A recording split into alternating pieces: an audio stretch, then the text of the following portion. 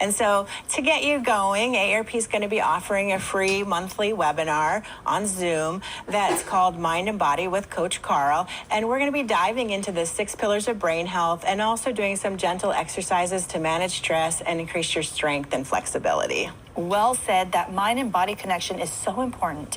Can you tell us a little bit more about the 6 pillars? Sure. Well, AARP has convened this entity called the Global Council on Brain Health, and they have come up with 6 pillars of brain health. And one of them is simply challenging yourself to learn new things. Another is being social, surprisingly, and taking care of what you put into your body, so feeding your body right, getting enough restorative sleep, managing your stress, and of course, physical activity is the #1 thing you can do to impact all areas of your health. So these webinars help just, target those 6 pillars. Can you tell us how people can participate? Sure.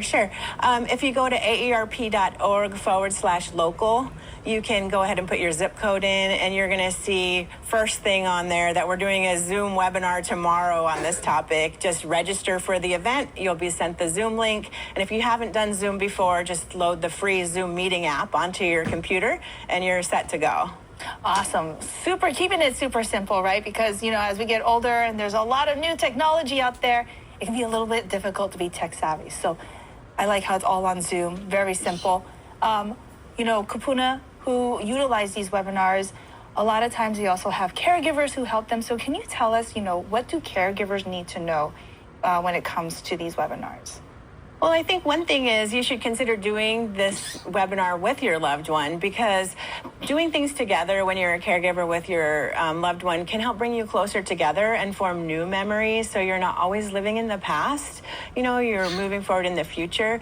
These are very straightforward and simple webinars, so bring a chair out for your loved one, because a lot of the activities are seated. You don't have to get on the floor. If you're going to do them bring 2 chairs, have some water nearby.